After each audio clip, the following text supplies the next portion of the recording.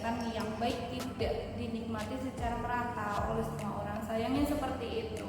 Nah, faktor kunci yang berkontribusi terhadap ketidaksetaraan ini adalah kesenjangan antara kelompok kaya dan kelompok miskin. Nah, kesenjangan ini yang dikenal dengan ketimpangan pendapatan. Jadi, istilah ketimpangan pendapatan ini memiliki dampak yang besar pada kesehatan. Oke, di video ini kita akan membahas hubungan yang kompleks antara ketimpangan pendapatan dan kesehatan masyarakat. Nah, kita juga akan mempelajari nih bagaimana cara kesenjangan pendapatan mempengaruhi kondisi kesehatan. Kita juga akan mengkaji konsep harapan hidup sebagai indikator kunci kesehatan penduduk. Terakhir, nanti kita akan juga membahas bahwa mengatasi ketimpangan pendapatan sangat penting untuk membangun masyarakat yang lebih sehat. Kenapa? Karena ketimpangan pendapatan ini mengacu pada distribusi kekayaan yang tidak merata dalam suatu populasi. Distribusi pendapatan yang tidak merata ini di antara anggota kelompok tertentu, misal dalam suatu negara, memiliki implikasi yang signifikan terhadap kesehatan dan kesejahteraan individu maupun masyarakat. Sayang seperti itu. Kemudian ketika sebagian kecil penduduk menguasai sebagian besar kekayaan, kondisi seperti ini akan memicu efek domino di seluruh masyarakat, seperti mempengaruhi akses terhadap layanan kesehatan, pendidikan, perumahan, dan sumber daya penting lainnya yang menentukan kondisi kesehatan di masyarakat. Memahami bagaimana mekanisme ketimpangan pendapatan berdampak pada kesehatan sangat penting untuk mengembangkan kebijakan yang efektif untuk mengurangi kesenjangan ini. Dampak ketimpangan pendapatan terhadap kesehatan dapat dipahami melalui 3 jalur utama, yaitu 1. Efek pendapatan absolut, 2. Hipotesis pendapatan relatif, dan 3. Efek kontekstual. Masing-masing jalur ini menyoroti aspek yang berbeda tentang bagaimana kesenjangan pendapatan berubah menjadi kesenjangan kesehatan. Efek pendapatan absolut berfokus pada hubungan langsung antara pendapatan individu dan kesehatan. Sederhananya, orang yang pendapatan lebih tinggi cenderung memiliki kondisi kesehatan yang lebih baik karena mereka mampu membeli layanan kesehatan yang lebih baik, makanan bergizi, perumahan yang lebih aman, dan sumber daya lain yang meningkatkan kesejahteraan. Sebaliknya, mereka yang berpenghasilan rendah sering menghadapi hambatan untuk mengakses sumber daya yang meningkatkan kesehatan ini, seperti menunda mencari perawatan medis karena masalah biaya, kesulitan untuk membeli makanan sehat, atau tinggal di lingkungan yang tidak aman, yang tidak sehat, yang berdampak negatif pada kesehatan mereka. Hipotesis pendapatan relatif mengambil perspektif yang lebih luas. Hipotesis ini menunjukkan bahwa kesehatan kita tidak hanya ditentukan oleh pendapatan kita sendiri, tapi juga oleh pendapatan kita relatif terhadap orang lain di masyarakat kita atau di komunitas kita. Hipotesis ini menyatakan bahwa ketimpangan pendapatan dapat menyebabkan perasaan kekurangan relatif, stres, dan perbandingan sosial.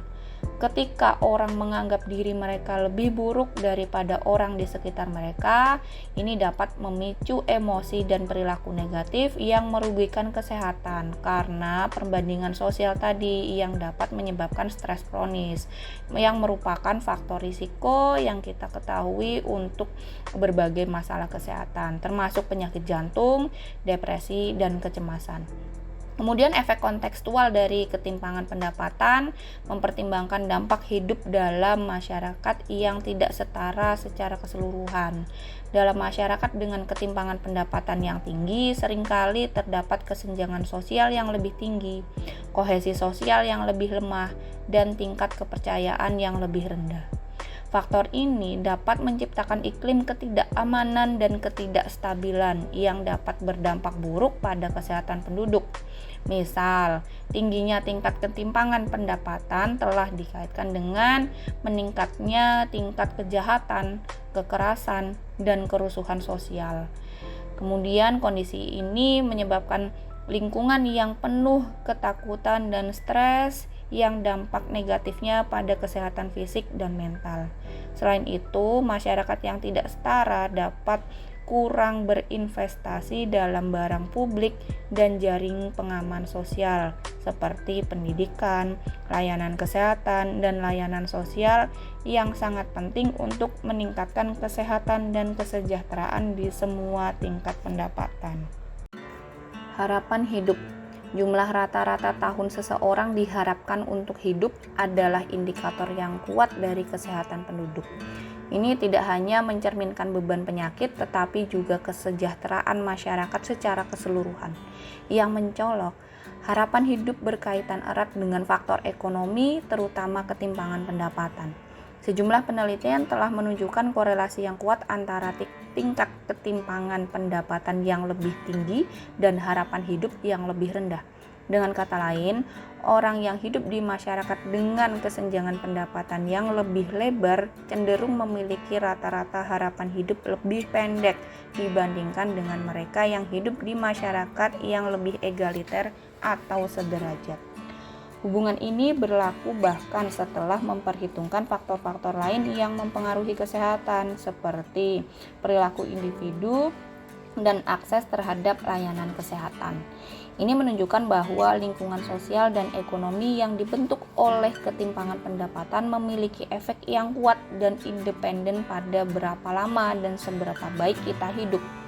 Alasan dibalik hubungan ini kompleks dan beragam, tetapi ada beberapa mekanisme kunci yang berperan. Pertama, seperti yang kita bahas sebelumnya, ketimpangan pendapatan dapat menyebabkan berkurangnya investasi dalam barang publik dan jaring pengaman sosial. Ketika pemerintah memprioritaskan kebutuhan orang kaya di atas kesejahteraan semua warga negara, menyebabkan kondisi lingkungan bagi mereka yang berada di ujung bawah spektrum pendapatan lebih rentan terhadap risiko kesehatan. Lingkaran setan kemiskinan dan kesehatan yang buruk. Hubungan antara kemiskinan dan kesehatan yang buruk sering digambarkan sebagai lingkaran setan. Kemiskinan dapat menyebabkan kesehatan yang buruk, dan kesehatan yang buruk juga dapat menyebabkan kemiskinan lebih lanjut, bahkan hingga beberapa generasi. Ini menciptakan dampak spiral ke bawah yang sulit untuk diputus. Kemiskinan meningkatkan risiko banyak masalah kesehatan. Misalnya, kemiskinan sering ditemukan berkaitan dengan tingkat penyakit kronis seperti penyakit jantung, stroke, diabetes, dan kanker. Orang yang hidup dalam kemiskinan juga lebih mungkin mengalami masalah kesehatan mental seperti depresi dan kecemasan. Gizi buruk juga sering ditemukan sebagai kontributor utama kesehatan yang buruk di antara orang-orang yang hidup dalam kemiskinan. Makanan sehat seperti buah-buahan segar, sayuran, dan protein tanpa lemak cenderung mahal harganya.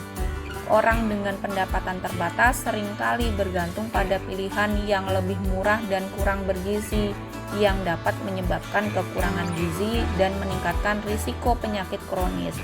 Misalkan, memilih membeli gorengan asalkan perut kenyang.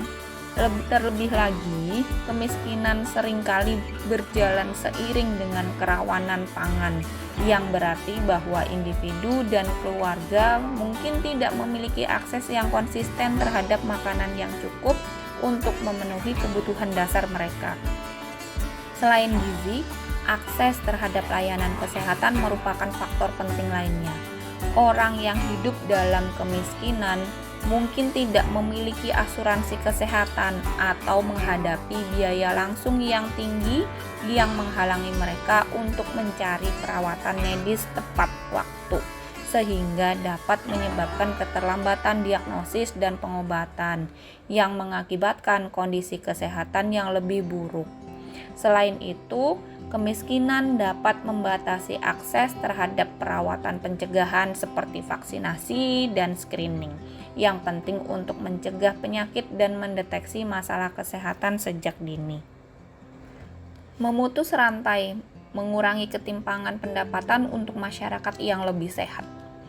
Mengatasi ketimpangan pendapatan bukan hanya masalah keadilan sosial, tetapi juga keharusan kesehatan masyarakat. Mengurangi kesenjangan pendapatan sangat penting untuk menciptakan masyarakat yang lebih sehat, sehingga setiap orang memiliki kesempatan untuk mencapai kesejahteraan yang optimal. Pendekatan multisektor diperlukan untuk mengatasi masalah kompleks ini, yang membutuhkan kombinasi intervensi kebijakan, program sosial, dan inisiatif berbasis masyarakat.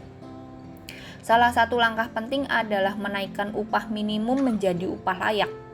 Hal ini akan memastikan bahwa semua pekerja berpenghasilan cukup untuk memenuhi kebutuhan dasar mereka seperti makanan, perumahan sehat, dan layanan kesehatan.